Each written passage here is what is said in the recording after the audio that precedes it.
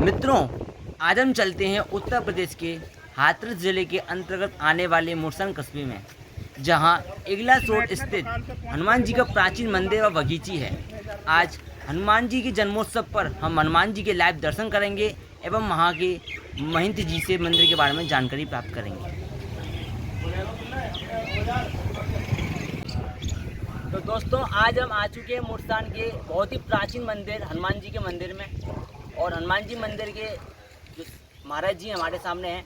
तो आज हम महाराज जी से पूछेंगे कि अपने बारे में बताएं और इस प्राचीन मंदिर के बारे में बताएं कि कितना साल पुराना मंदिर है ये, और क्या क्या विशेषताएं हैं, क्या क्या खूबी हैं कि महाराज जी यहाँ पर आके प्रसन्नित हुए। और महाराज जी प्लीज़ आप अपने बारे में बताएं और इस प्राचीन मंदिर के बारे में बताएं। देखिए, अपने बारे में क्या बताएं कि अपने आप को तो हम खुद ही खोजने के लिए निकले हैं, तो अपने बारे में तो हमें खुद अभी इतनी ज़्यादा जानकारी नहीं है।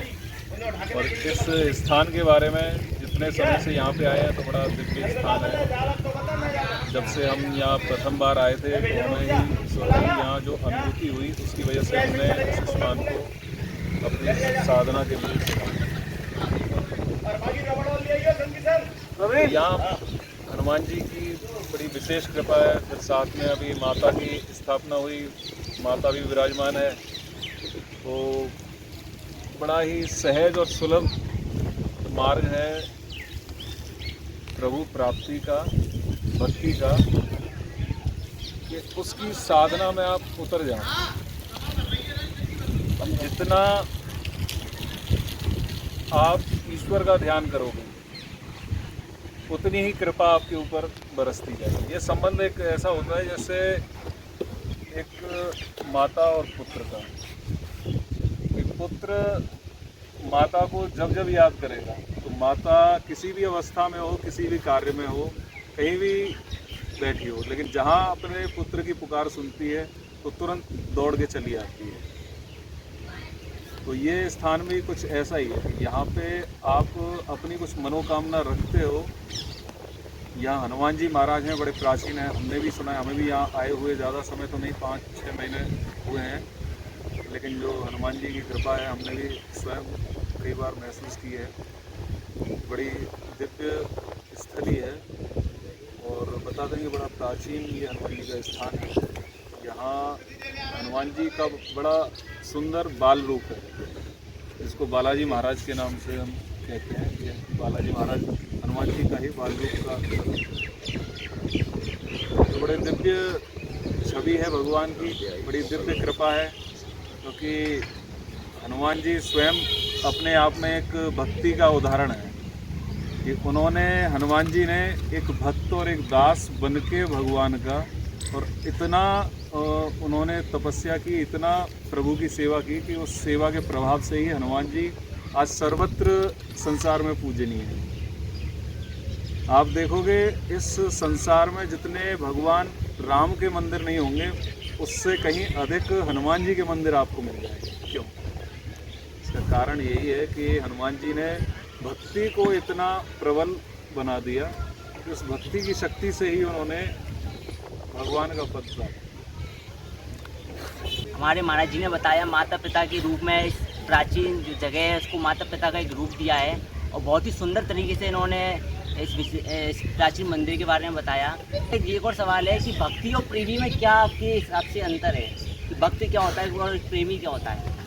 देखिए, प्रेमी से तात्पर्य आपका ये सांसारिक प्रेमी? नहीं, मेरा सांसारिक नहीं, इसी में मतलब पाठ पूजा प्रेम, सांसारिक से नहीं, मोह माया को छोड़ने वाला जो प्रेमी होता है ना वो। देखिए, भक्ति दो प्रकार से होती है। भक्ति के दो रूप हैं, एक निर्गुण भक्ति होती है और एक सगुण होती है।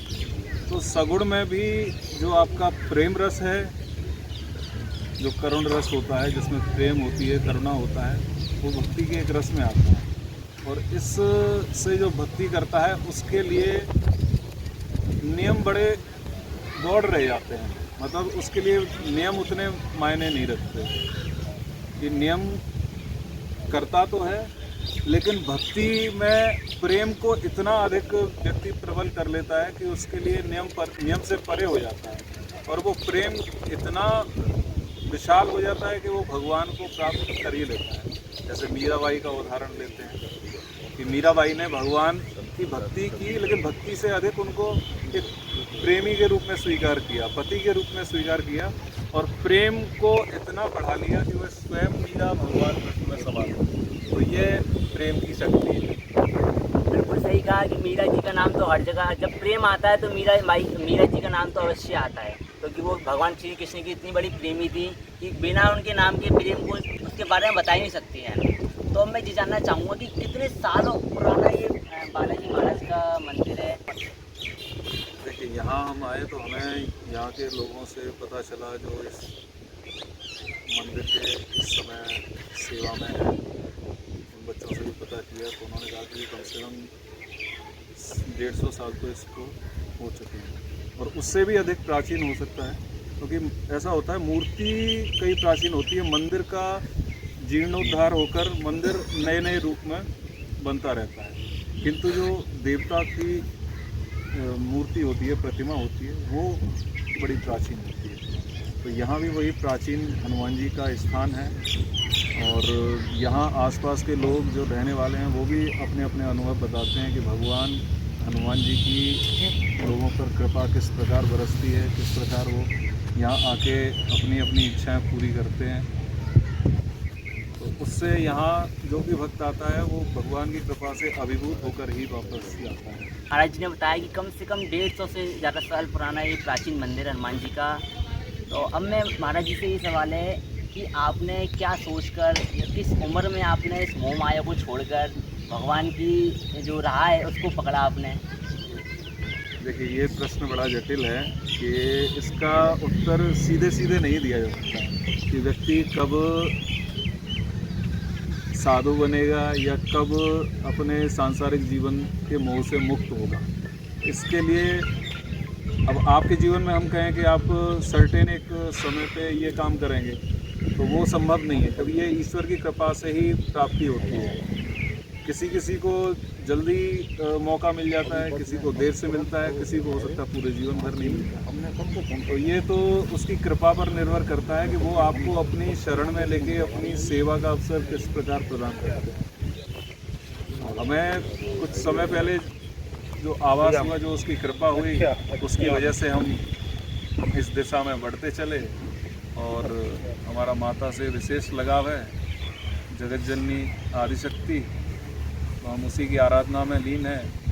तो उसने इस प्रकार मार्ग दिखाया कि हमको धीरे धीरे चारों तरफ से लाकर अब यहाँ इस स्थान पे ला खड़ा किया है।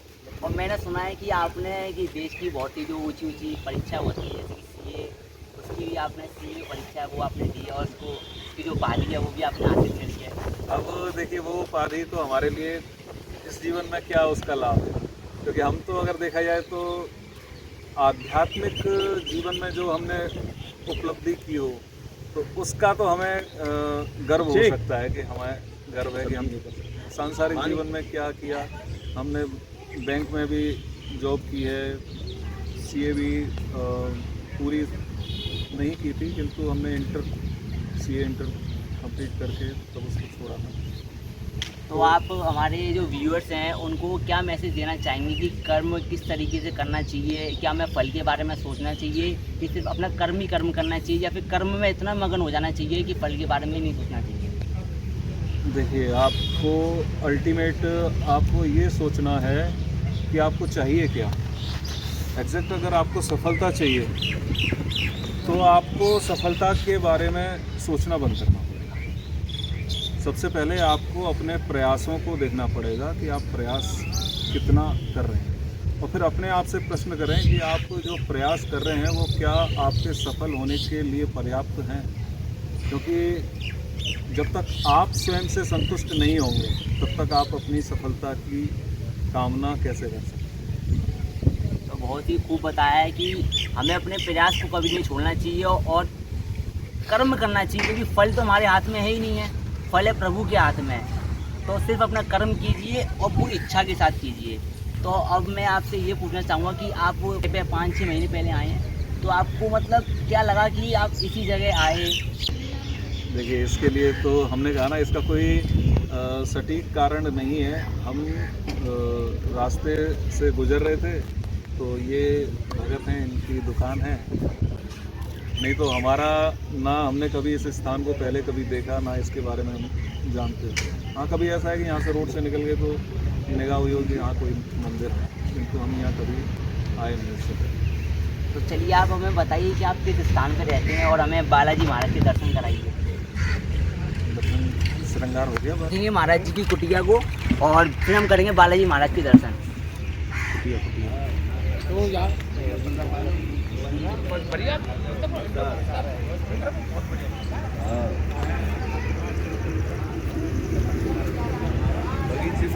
जी है महाराज जी की कुटिया जिसमें महाराज जी रहते हैं। आइए यहाँ आइए। यहाँ सबसे पहले आपको हम अपनी माता के दर्शन कराते हैं। जी है महाराज जी की माता।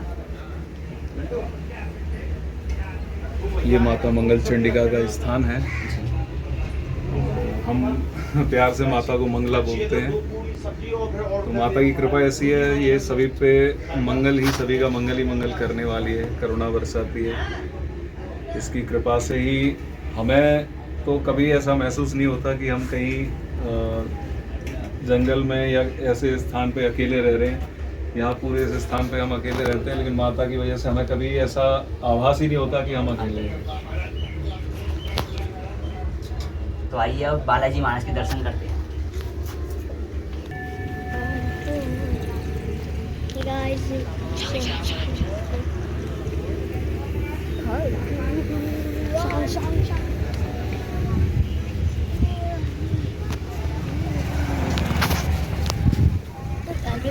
शांत हो जो रेल बह गई है ये।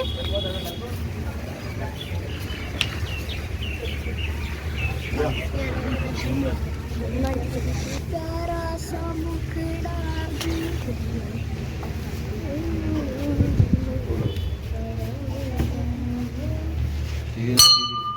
तो ये हमारे बालाजी महाराज। बोलो बालाजी महाराज की जय। और ये हमारी तुलसी मैया। बोले बजरंगबली महाराज की जय। सियापत रामचंद्र की जय। पवन सुत हनुमान की जय। बालाजी महाराज की जय।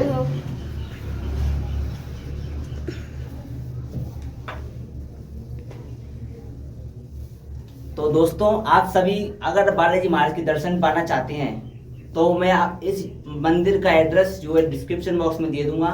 साक्षात आकर बालाजी महाराज के दर्शन पाएं और अपनी मनोकामना को पूर्ण करवाएं। बोलो बालाजी महाराज की जय। जय श्री श्याम।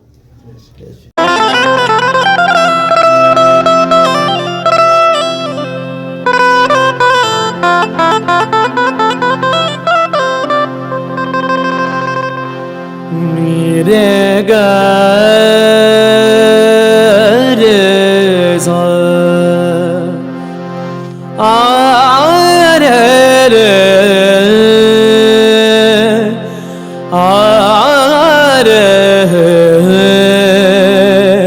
ओ शाह हो शाह।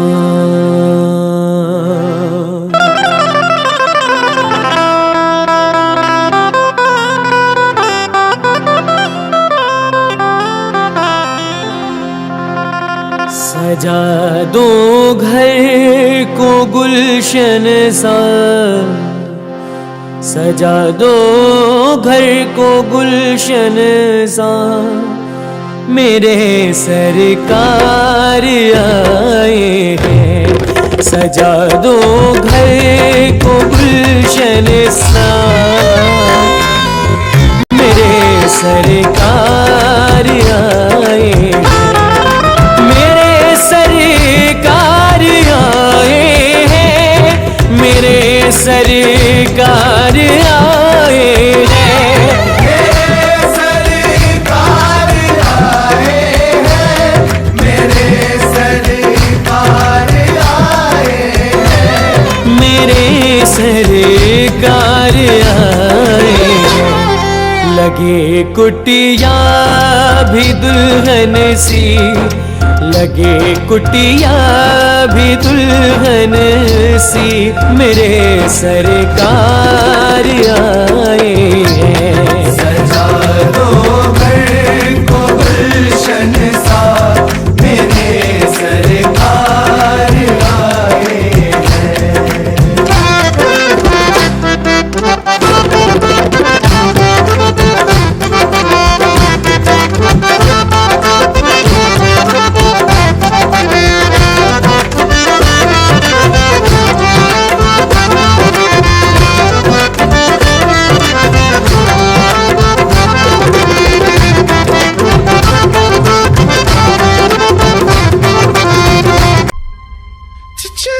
लो